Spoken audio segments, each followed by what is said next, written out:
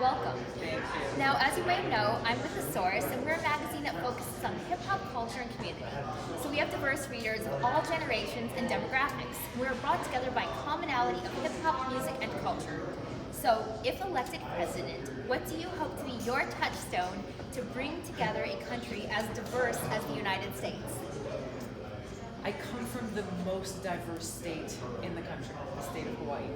That is a beautiful melting pot of cultures and people and languages and music and food, all of these different things, bringing a sense of unity that, rooted in my experience, comes from the Aloha spirit, is the same sense of unity and connectedness that I would bring to the presidency, recognizing you're all children of God, you're all Americans, we treat each other with respect, and we're able to actually solve problems, make progress, move forward together if we do that. Well, we definitely got the message of unity during your town hall here, which was an incredible success for those who are not here from Utah. So our audience, like I said, we're from all over the country. We are largely urban. And now one of the concerns for urban voters, such as myself, is the skyrocketing cost of living. How do you intend to work with urban planners and other government entities to keep the cost of living at a reasonable rate while still promoting rational and healthy capitalism? Yeah, I think your point of saying healthy capitalism is exactly the right approach to take. That crony capitalism is actually what is at the heart of the ever-increasing cost of education and housing and medicine and insurance and all of these different things, where when you have a system where those with the most power and the most money can exploit everyone else, this is where we've got to root out the greed and crony capitalism and make sure that we have a healthy economy. Great, excellent.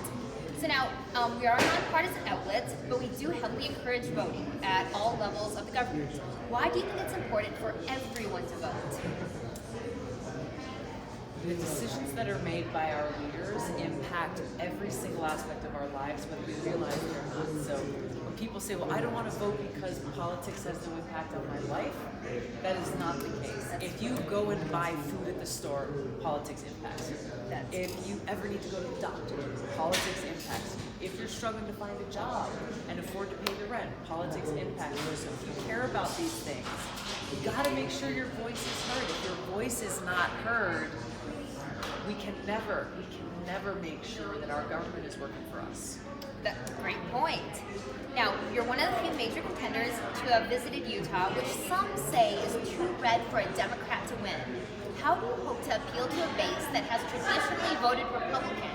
Despite your numerous fans out here, how do you vote with the rest of the state? Well, this is, just tonight, you saw here, we had Democrats, Republicans, and independents coming together, inspired by a love of country and a care for each other. And so that is exactly how I will not only be able to win and beat Donald Trump in November, but also how we will heal these divides in this country by coming together and treating each other with that respect that everybody deserves. Great. Now, as at The Source, we're talking media now, we know that you have a large and very diverse following, especially amongst millennials, which you and I both are, one of the largest voting blocs. Yes. Yet, you've received less media coverage than other candidates who are arguably less qualified than you. What would you say to that? That the corporate media's blackout and attempt to smear my candidacy and campaign comes from a fear of a candidate who speaks the truth, who speaks truth to power, who doesn't march to the beat of the drum of the powerful elite in Washington. It's created some obstacles for us. What gives me heart is that the more we're able to get my message out there, the experience and the qualifications that I bring to the presidency, the more our support continues to grow. And your experience and qualifications are numerous. We also would like to thank you for your service. Thank you very much. One of our military candidates who are running. Thank you. Now, you recently said, before we get to the fun questions, you recently said that the Democrats made a mistake impeaching Trump and that if anything, it helped him more than it hurt him. And this has been very controversial the last day or two. Would you like to elaborate? Long before this impeachment, as this process was looking like it was going to take place, I've warned for a long time that pursuing impeachment in this hyper-partisan process bad outcomes. Number one, it would further divide our already divided country, and second, it would increase the likelihood that Donald Trump would be reelected. Unfortunately, we've seen that these outcomes have proven to be true. Donald Trump has a higher approval rating now than he has ever had throughout his entire presidency, and we knew the outcome of this impeachment process before it even began.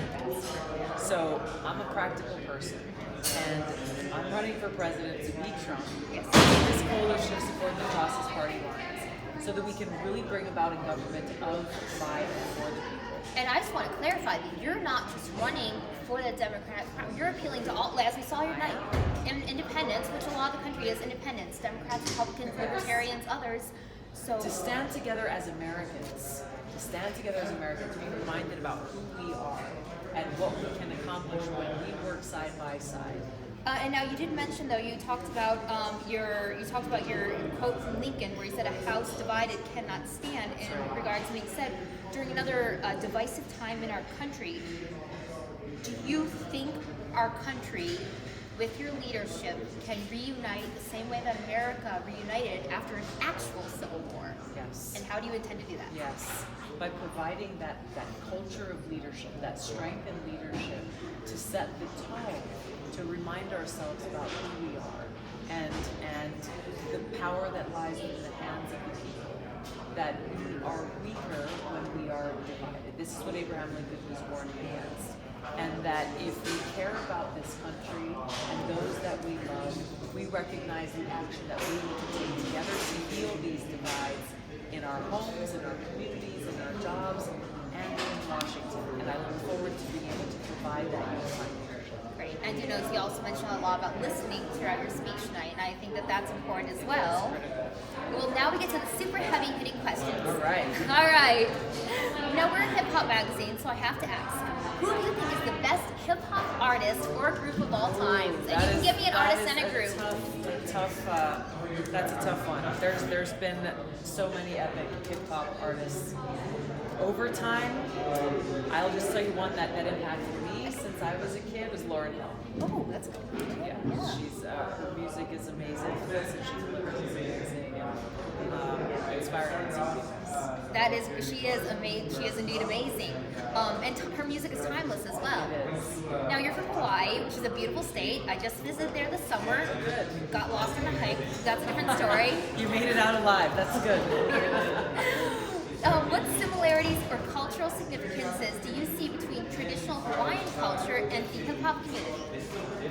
I think the foundation of being very rooted in art and culture and music and people, and being able to bring voice to that through this expression that we see in Native Hawaiian culture, that we see throughout hip-hop, that we see through different cultures. I think that that same foundation and respect for where we come from and who we are is that commonality that we share.